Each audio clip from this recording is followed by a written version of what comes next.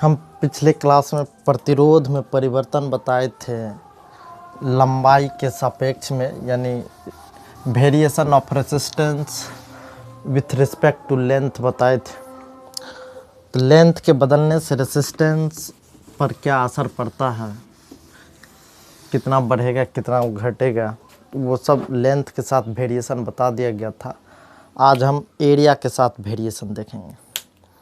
जैसे देखते हैं, मान लेते हैं कि ये कोई कंडक्टर है या कोई चालक पदार्थ है। इसका मान लीजिए एरिया कोई बढ़ा के 2 गुना कर दिया, तो इसका एरिया बढ़ाने का मतलब है कि ऑब्वियस है कि लंबाई घटा होगा। एरिया बढ़ाने का मतलब है कि लंबाई घटा होगा। अगर इसी कंडक्टर का हम एरिया 2 गुना कर दें, या मान लो कई बार एरिया आधा ही कर दें, या एरिया 30% कर दें, यानी एरिया को किसी परसेंटेज में अगर घटाते बढ़ाते हैं तो लेंथ भी क्या होगा, इंक्रीज और डिक्रीज होगा। देखो होता क्या कि सिर्फ एरिया चेंज होता, एरिया के घटाने से सिर्फ एरिया चेंज होता तो रेसिस्टेंस निकालना बिल्कुल आसान था। लेकिन एरिया चेंज करने से होता क्या, किसी गिवन कंडक्टर का एरिया चेंज करने से लेंथ भी चेंज हो जा रहा। तो एरिया के चेंज करने से लेंथ चेंज हो जा रहा। लेकिन इसको जब हम वॉल्यूम के टर्म बदल देंगे, ये कंडक्टर है, इसको हम वॉल्यूम के टर्म बदल देंगे तो वॉल्यूम कांस्टेंट है। इसका लेंथ तुम घटा के या एरिया बढ़ा के भले 2 गुना कर दे, आधा कर दे, 1/3 कर दे, 1/4 कर दे, एरिया घटाने बढ़ाने से तो एरिया के साथ जो ये लेंथ बदल जा रहा है, तो इसको कांस्टेंट करने के लिए हम करते क्या है, ऊपर और नीचे दोनों एरिया से मल्टीप्लाई कर लेते हैं। एरिया इंटू लेंथ, ए इंटू एल, ये वॉल्यूम हो जाएगा। ये ए इंटू एल, ये area of cross section into length, तो वॉल्यूम ऑफ द कंडक्टर होगा। तो आर इक्वल टू हम लोग लिखेंगे रो भी, और ये ए का स्क्वायर। देखो ये रो कंडक्टर के मटेरियल पे डिपेंड करेगा, किस मटेरियल का है, और ये टेम्परेचर पे डिपेंड करता है। गिवन कंडक्टर की बात है, मतलब कोई गिवन कंडक्टर है तो उसका वॉल्यूम भी क्या होगा, कांस्टेंट होगा। मतलब ना रो चेंज करेगा ना भी चेंज करेगा, क्योंकि गिवन मटेरियल के लिए रो जो है रेसिस्टिविटी है वो कांस्टेंट होगा, और टेम्परेचर भी तो कांस्टेंट होगा, तो ऑब्वियस चेंज नहीं होगा। इन दोनों का प्रोडक्ट कुछ ना कुछ आएगा, जो कुछ भी आएगा वो फिक्स वैल्यू होगा, जिसको कांस्टेंट हम लोग कहेंगे। तो उसको लिख देते हैं आर, इसको हम मान लेते हैं के के बराबर होगा ये कांस्टेंट, के बाय ए स्क्वायर। ये आर इक्वल टू क्या हो गया, के बाय ए स्क्वायर। तो ये एक फार्मूला आया जिसको देखो सिर्फ एरिया चेंज करने से रेसिस्टेंस अब डायरेक्टली मतलब सीधा संबंध है एरिया से और रेसिस्टेंस का। तो देखो ये आर इक्वल टू के ए पर पावर -2 लिख सकते हैं। ये आर इक्वल टू के ए पावर -2, ये रो इंटू भी, रेसिस्टिविटी और वॉल्यूम का जो प्रोडक्ट है वो एक फिक्स वैल्यू होगा, जो कुछ भी फिक्स वैल्यू होगा वो कांस्टेंट होगा। तो चलिए रेसिस्टेंस का एरिया के साथ क्या रिलेशन है वो निकल गया। यहाँ लेंथ जो इंक्रीज और डिक्रीज हो रहा था, लेंथ को हमने क्या किया, रिमूव कर दिया ये वॉल्यूम में कन्वर्ट करके। अब देखो कोई कहेगा एरिया 2 गुना हो गया, 3 गुना हो गया, या आधा हो गया, तो क्या होगा, आर इक्वल टू के ए पावर -2 था ना। तो देखो एरिया बदलोगे तो रेसिस्टेंस भी बदलेगा, या इसी को हम लोग लिख सकते हैं आर इक्वल टू के बाय ए स्क्वायर। एरिया के बदलने से रेसिस्टेंस बदलेगा, चूँकि के तो कांस्टेंट है। तो R1 इक्वल टू हम लिख सकते हैं के बाय A1 का स्क्वायर। तो R1 इक्वल टू के बाय A1 का स्क्वायर। उसी तरीके से R2 इक्वल टू हम लोग लिख सकते हैं के बाय A2 का स्क्वायर। तो इक्वेशन 1 डिवाइडेड बाय 2 जब करेंगे तो 1 डिवाइडेड बाय 2, तो देखो क्या हो जाएगा, R1 by R2 equal to, इसका वैल्यू अगर लिखना चाहें तो एक बार लिख लेते हैं। के से के कैंसिल हो जाएगा, के से के कैंसिल हो जाएगा, तो R1 by R2 equal to होगा ये A2 बाय A1 का होल स्क्वायर। ये एरिया ऑफ क्रॉस सेक्शन का रेसिस्टेंस के साथ के जब एरिया 2 गुना 3 गुना कर देगा तो इसी फार्मूला, मतलब आर सीधा inversely proportional to A square है। R, resistance is inversely proportional क्या हो गया ए स्क्वायर। जब कभी भी एरिया ऑफ क्रॉस सेक्शंस 2 गुना, 3 गुना, आधा, 1/3, 1/4 इस टाइप से रहे तो हम इसी फार्मूले से बनाएंगे डायरेक्ट। लेकिन कई बार एरिया में चेंज परसेंट के हिसाब से देगा, जैसे 2%, 4%, तो उसको हम कैसे बनाएंगे। तो एक ये कंडीशन रहा। अब देखो जब 2%, 4% की बात हो तो उसके लिए हम इधर कैलकुलेशन कर देते हैं। केस 1 के लिए कर लेते हैं या अलग केस मान लो। हालांकि देखो ये भी एक केस माना जा सकता है, तो केस 1 और केस 2 कर सकते हैं उसको। तो देखो अप टू 5%, इसको एक काम करते हैं, इसको केस 1 कर लेते हैं और उसको केस 2 कर लेते हैं। केस 2 में देखेंगे up to 5%, up to 5% change हो तो क्या होगा। 0 से 5% तक के चेंज के लिए क्या आएगा, तो 0 से 5% तक के चेंज के लिए हम पुनः वही फार्मूला लगाएंगे, r = k⁻²। हल्ला ना करो। तो r = k⁻², इसको इक्वेशन 1 मान लेते हैं। अब देखो एरिया के चेंज करने से रेसिस्टेंस कितना चेंज होगा, तो इसके लिए हमको इसको डिफ्रेंशिएट करना पड़ेगा। तो हम लोग लिखते हैं differentiating both side, differentiating both side with respect to A के रिस्पेक्ट में डिफ्रेंशिएट करेंगे। तो d/dA, आर का d/dA, आर का d/dA, ये k⁻²। देखो डिफ्रेंशिएटिंग बोथ साइड कर दिए विथ रिस्पेक्ट टू ए, तो दोनों को हम डिफ्रेंशिएट कर देंगे। तो ये dr/dA और कांस्टेंट टर्म यहाँ बाहर आ जाएगा। जैसे कांस्टेंट टर्म बाहर आएगा तो बचेगा d/dA, ये a⁻²।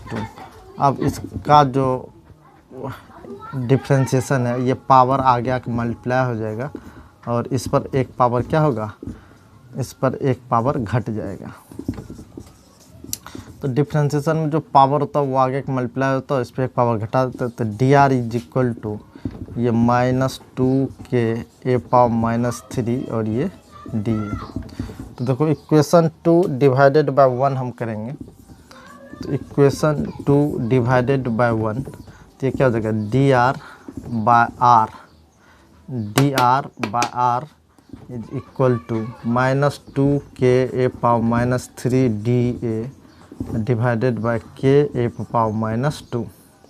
देखो k से k कैंसिल, अब इसको हम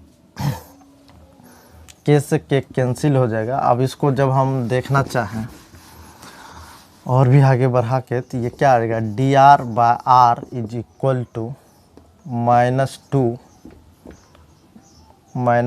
ये dA/A बचेगा। देखो -dA/A। अच्छा देखो ये dr क्या है, ये चेंज इन रेजिस्टेंस है, r क्या तो ओरिजिनल रेजिस्टेंस। इसी को बोथ साइड मल्टीप्लाई बाय 100 करो, यानी दोनों ओर 100 से मतलब गुना करने पे, दोनों ओर 100 से both side multiply by 100, multiply by 100। तो ये dr/r into 100 is equal to -2, ये dA/A इंटू 100। इसको बोलते हैं परसेंटेज चेंज इन रेजिस्टेंस। क्या बोलते हैं, परसेंटेज चेंज इन r मतलब रेजिस्टेंस। इसको बोलते हैं -2 और ये पूरा टर्म क्या, तो ये भी परसेंटेज चेंज इन है। तो देखो ये परसेंटेज चेंज इन ए, तो देखो ये परसेंटेज चेंज इन r था और ये परसेंटेज चेंज इन ए। मतलब अगर एरिया 2% इंक्रीज करे तो देखो 2 गुना -2 तो -4%, -4% का मतलब कि रेजिस्टेंस 4% डिक्रीज करेगा। अगर एरिया डिक्रीज करोगे तो माइनस ये भी है तो माइनस वो भी आएगा। मान लो कोई -1% मतलब कर दिया, -1% का मतलब एरिया को मान लो कोई 1% घटा दिया तो ये भी -1%। तो माइनस गुना माइनस तो प्लस, 2 गुना 1 तो 2%। ये इस तरीके से एरिया के चेंज करने से रेजिस्टेंस वगैरह चेंज होता है। तो वहाँ लेंथ के साथ जब हम चेंज इन रेजिस्टेंस देखे थे तो ये 2 into percentage change in L आया था। यहाँ माइनस है, मतलब ये बढ़ेगा तो ये घटेगा और ये घटेगा तो ये बढ़ेगा, तो माइनस है इसका, तो माइनस साइन सीधे साइन मल्टीप्लाई करेगा। इंक्रीज करेंगे तो परसेंटेज चेंज इन एरिया प्लस में डालेंगे, डिक्रीज करेंगे तो परसेंटेज चेंज इन एरिया हम क्या करेंगे माइनस में डालेंगे, तो माइनस गुना माइनस प्लस हो जाया करेगा। प्लस चेंज आने का मतलब रेजिस्टेंस इंक्रीज हो जाया करेगा। चलो ये विथ रिस्पेक्ट टू एरिया है। अगर इसी में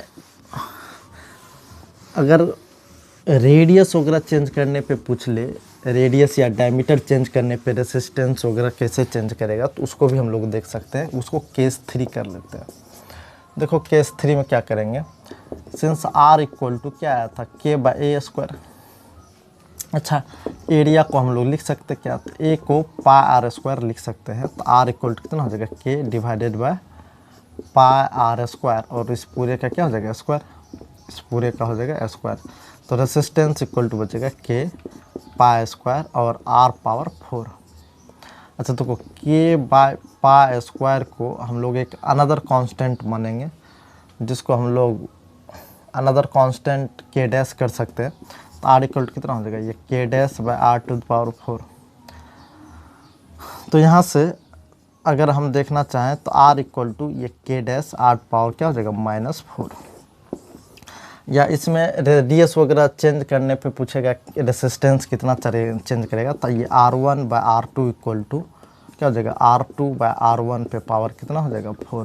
तो रेसिस्टेंस मान लो आधा कर दिया, दोगुना कर दिया, चौगुना कर दिया, सीधा इन्वर्सली प्रोपोर्शनल है। देख लो, मतलब 4th घात का इन्वर्सली प्रोपोर्शनल है, तो सीधा R1 बाय R2 इक्वल क्या हो जाएगा R2 बाय R1।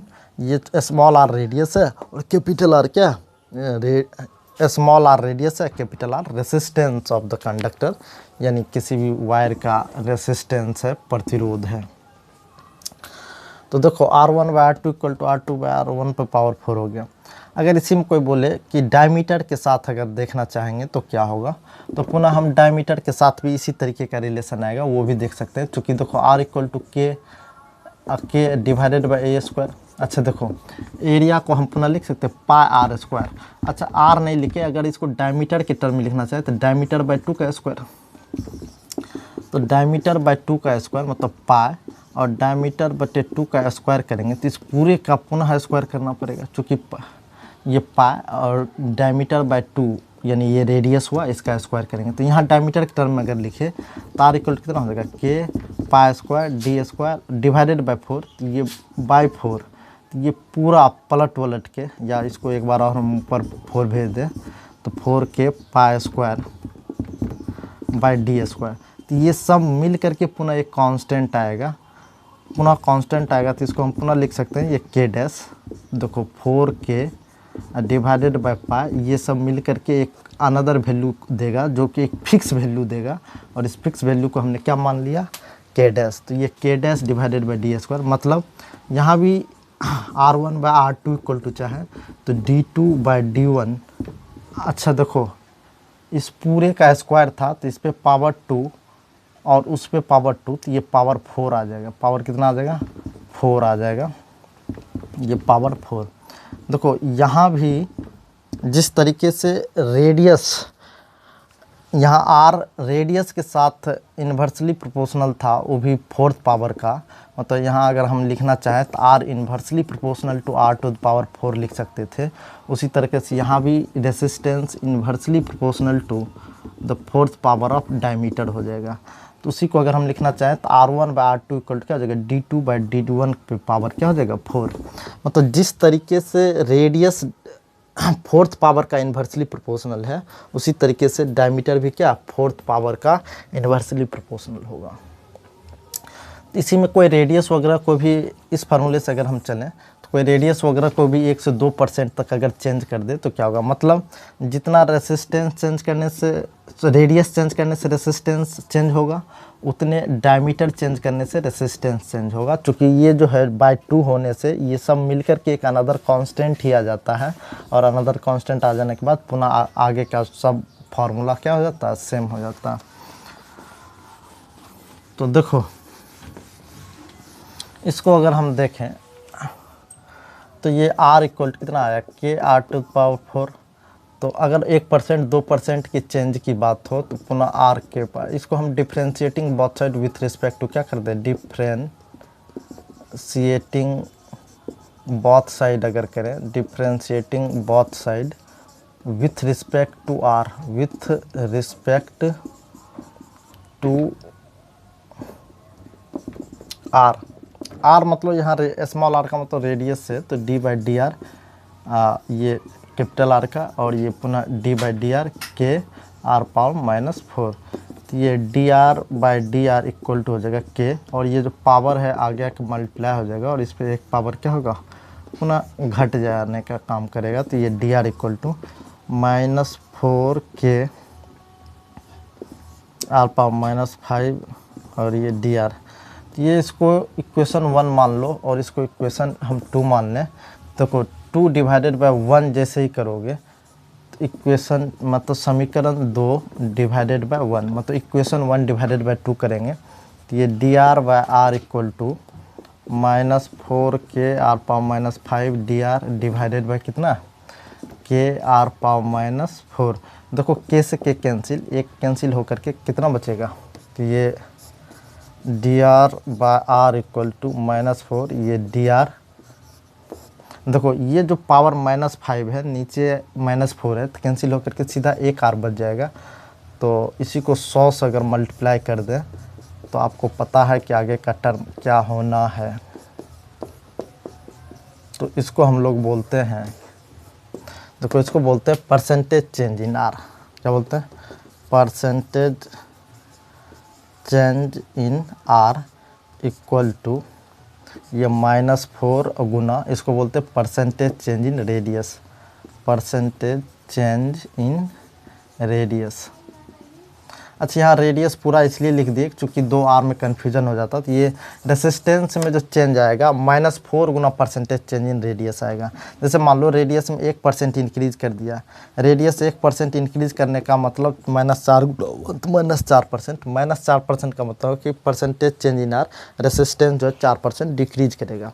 जैसे मान लो कोई 2% रेडियस घटा दिया, 2% घटाने का मतलब -2%, तो माइनस गुना माइनस प्लस 8% होने का मतलब कि रेडियस 8% इंक्रीज हो गया होगा।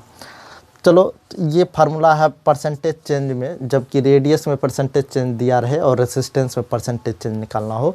इसी तरीके से डायरेक्ट कई बार डायमीटर में परसेंटेज चेंज दिया रहेगा। देखो डायमीटर का भी सेम फार्मूला है, गौर करेंगे डायमीटर का भी वहाँ क्या है, सेम फार्मूला है। इसी तरीके से केवल डी पावर क्या होगा, 4 होगा। तो डायमीटर का जब पूछेगा तो उसका भी प्रोसेस करेंगे तो सेम यही फार्मूला आएगा। Percentage change in R equal to क्या हो जाएगा, percentage change in diameter. Percentage change in क्या हो जाएगा, डायमीटर। डायमीटर मतलब व्यास जिसको हिंदी में बोलते हैं। तो वहाँ भी देखो ये dr/r इंटू 100 इक्वल टू ये -4 इंटू dr या डी। अब देखो 2 गो डी आ जाएगा तो इसलिए टेंशन है। तो डायमीटर को हम लोग यहाँ कैपिटल डी कर सकते हैं। सीधा याद रखेंगे रेडियस में जितना परसेंटेज चेंज आएगा उसी हिसाब से डायमीटर का भी परसेंटेज चेंज का फार्मूला है। तो percentage change in R equal to क्या होगा, -4 into percentage change in diameter. जैसे मान लो डायमीटर में ही कहीं 2% 3% का चेंज करता रहे तो उसमें इसका वैल्यू रखते चलो, परसेंटेज चेंज रेजिस्टेंस आता चला जाएगा। चूँकि दोनों का फार्मूला एक जैसा है, देखो ये फार्मूला और ये फार्मूला दोनों सेम एक ही जैसा है। जिस तरीके से रेडियस के साथ रिलेशन है रेसिस्टेंस का, उसी तरीके से डायमीटर के साथ रेसिस्टेंस का रिलेशन है। तो ये परसेंटेज वाला फार्मूला भी क्या आ जाएगा, 100% सेम आएगा। रेडियस वाला में यहाँ रेडियस होगा और डायमीटर वाले में यहाँ डायमीटर आएगा। तो चलो ये सब वेरिएशन था विथ रिस्पेक्ट टू रेसिस्टेंस, मतलब variation of resistance with respect to radius और डायमीटर, या सीधा सीधा बोले तो एरिया के साथ क्या रिलेशन था वो सब हम बता दिए।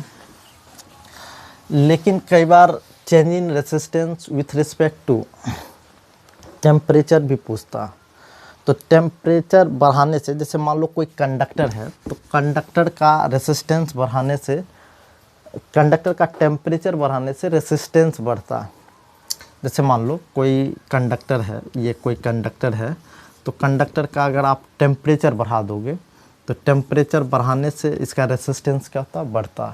तो कोई पूछेगा कितना बढ़ता है, तो इसका टेम्परेचर के साथ भी हम वेरिएशन देखेंगे। अच्छा, बढ़ता कैसे है मेटल का, मान लीजिए टेम्परेचर बढ़ाते हैं तो उसका रेसिस्टेंस कैसे बढ़ता है, तो इसके लिए भी हम आगे एक अलग से बता देंगे, क्योंकि उसमें सेमीकंडक्टर के केस में घटने लगता है रेसिस्टेंस टेम्परेचर बढ़ाने पे, तो वो एक अलग से वीडियो ही बना लेंगे। तभी हम बताते हैं variation of resistance, variation of resistance, resistance with respect to temperature. देखो, टेम्परेचर के रिस्पेक्ट में, यानी प्रतिरोध में परिवर्तन, प्रतिरोध में परिवर्तन ताप के साथ। अच्छा, इससे रिलेटेड सवाल भी बड़ा इंटरेस्टिंग वगैरह आता है, तो ये फार्मूला अभी केवल हम डिराइव करके बता देते हैं। फार्मूला वगैरह याद रहेगा तो इसका सारा सवाल आसानी से बनता है। तो देखिए, हम मान लेते हैं कि कोई एक रेसिस्टर है, यानी कोई एक कंडक्टर है जिसका रेसिस्टेंस R1 है, जिसका रेसिस्टेंस R1 है at temperature T1, at temperature T1 इसका रेसिस्टेंस कितना, R1। मान लेते हैं कि इसका टेम्परेचर बढ़ा करके उस कंडक्टर का टेम्परेचर बढ़ा के T2 कर दिया गया, तो रेसिस्टेंस R2 हो गया कहाँ, एट टेम्परेचर T2।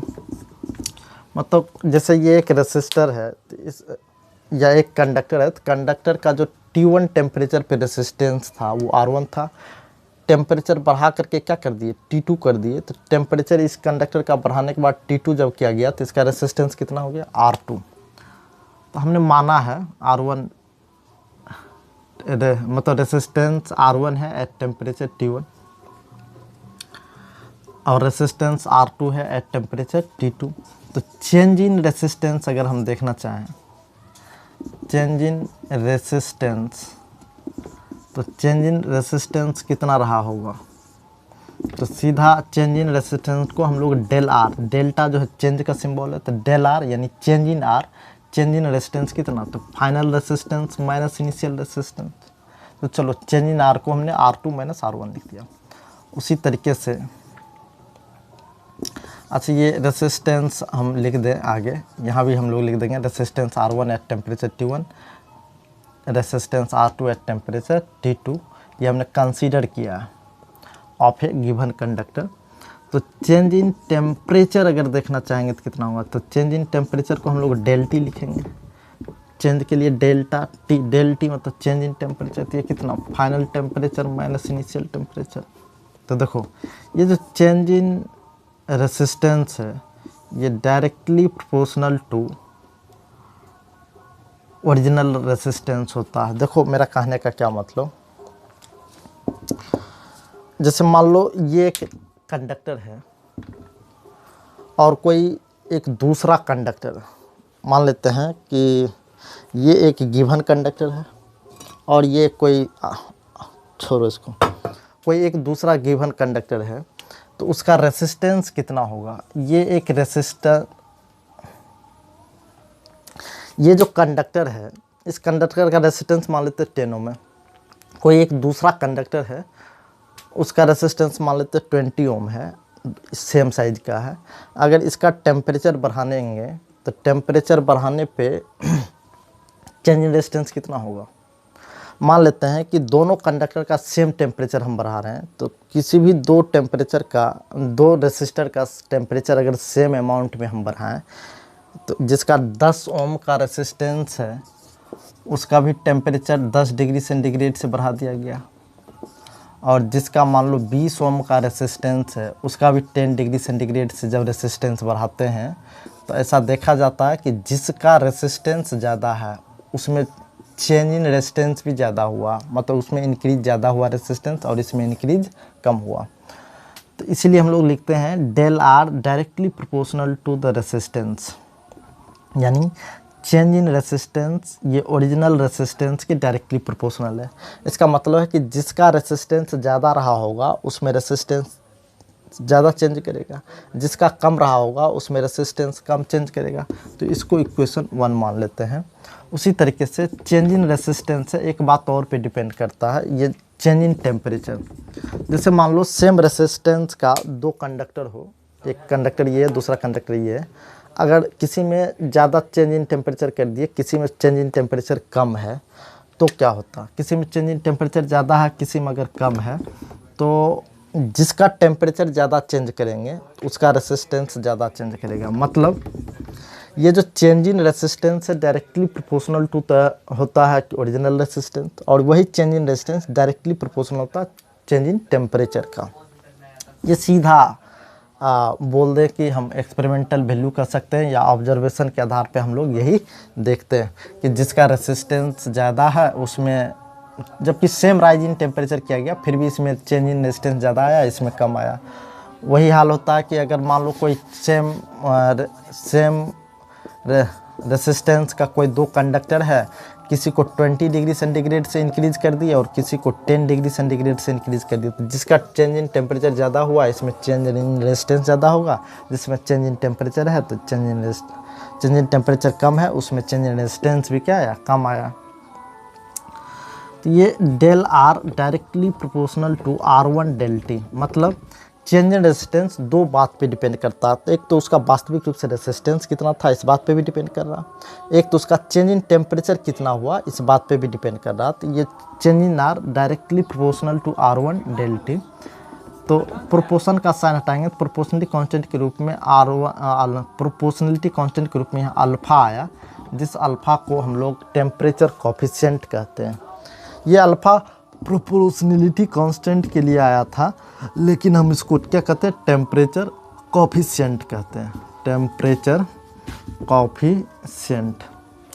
ये टेम्परेचर कोफिशिएंट अलग अलग मटेरियल के लिए इसका वैल्यू क्या आता, अलग अलग आता। तो अब देखो ये change in resistance equal to ये अल्फ़ा R1 डेल टी। तो देखो ये चेंज इन रेजिस्टेंस को हम लिखे क्या, final resistance minus original resistance. तो final resistance minus original resistance equal to इतना लिख सकते हैं। तो ये R2 इक्वल टू कितना हो जाएगा, तो R1 को इस साइड भेजेंगे तो प्लस में आएगा, तो ये R1 plus alpha R1 del T. देखो ये R1 जैसे ही कॉमन लेंगे तो 1 प्लस अल्फा डेल टी, ये R2 इक्वल टू आएगा। ये देखो R2 क्या, R2 फाइनल रेजिस्टेंस, R1 क्या, कुछ बुक कई बार इसी को फाइनल रेजिस्टेंस को R मानता है, इनिशियल रेजिस्टेंस को R0 मानता है। तो R equal to R0 into 1 plus alpha del T भी लिखा जा सकता है, लेकिन हमने फाइनल टेम्परेचर को R2 माना है, इनिशियल टेम्परेचर को R1 माना है, तो इसी फॉर्म में हम लोग लिखेंगे। अच्छा, चेंज इन टेम्परेचर को जहाँ हम डेल टी से दिखाएँ तो हो सकता है कुछ बुक डेल थीटा से दिखाता, ये भी घबराने का ज़रूरत नहीं है। टेम्परेचर का एक सिंबल थीटा भी होता है, इसलिए वहाँ थीटा वगैरह यूज करेगा, यहाँ थीटा 1 यहाँ थीटा 2 यूज करेगा टेम्परेचर के लिए। तो यहाँ change in temperature del theta हो जाएगा। तो चलो ये फाइनल रेजिस्टेंस इक्वल टू कितना हो गया, final resistance equal to initial resistance into 1 plus alpha del T. इसी में अगर परसेंटेज में कन्वर्ट करना हो तो देखो यहीं से परसेंटेज कन्वर्ट हो जाएगा। देखो कैसे, चेंज इन रेजिस्टेंस R रहा होगा तो ये R1 ले आके डिवाइड कर लेना, तो R1 ले आके डिवाइड हो जाएगा तो अल्फ़ा डेल टी। इसी को केवल 100 से दोनों ओर मल्टीप्लाई कर दें, तो 100 से मल्टीप्लाई कर देने पे ये क्या हो जाएगा, परसेंटेज चेंज इन रेजिस्टेंस, और यहाँ अल्फ़ा डेल टी में भी 100 से मल्टीप्लाई कर देंगे, क्या हो जाएगा, परसेंटेज चेंज इन रेजिस्टेंस। देखो अल्फ़ा कोफिशिएंट ये टेम्परेचर कोफिशिएंट रहा है, और चेंज इन टेम्परेचर अगर पता चल जाए तो इसको भी परसेंटेज चेंज इन रेजिस्टेंस के टर्म में कन्वर्ट किया जा सकता है। तो ये क्या, change in resistance bye original resistance, इस चीज़ को 100 से मल्टीप्लाई कर देंगे तो क्या हो जाएगा, परसेंटेज चेंज इन रेजिस्टेंस। तो चलो ये सब फार्मूला वगैरह याद रखेंगे जो कि आगे बड़ा काम आएगा इसका न्यूमेरिकल बनाने में। ये सीधा सा सवाल था, मतलब सीधा सा कॉन्सेप्ट है कि किसी भी किसी भी कंडक्टर का जो चेंज इन रेजिस्टेंस होता है वो directly proportional to the original resistance होता है। यानी ओरिजिनल रेजिस्टेंस जितना ज़्यादा रहा होगा उतना ज़्यादा चेंज इन रेजिस्टेंस होता है। दूसरी बात, उसमें टेम्परेचर जितना इंक्रीज करोगे उस हिसाब से चेंज इन रेसिस्टेंस होता है। तो ये दोनों बात पे डिपेंड करता है। ओरिजिनल रेजिस्टेंस जितना ज़्यादा होगा उतना ज़्यादा चेंज इन रेजिस्टेंस होगा, और जितना ज़्यादा चेंज इन रेसिस्टेंस टेम्परेचर करोगे, जितना ज़्यादा चेंज इन टेम्परेचर होगा, यानी ताप में जितनी ज़्यादा वृद्धि होगी प्रतिरोध में उतना ज़्यादा परिवर्तन आएगा। तो यही दो बात है जो से आगे ये डेरिवेशन आया है। तो आज भर हम इतने छोड़ते हैं, अब मिलेंगे अगले दिन।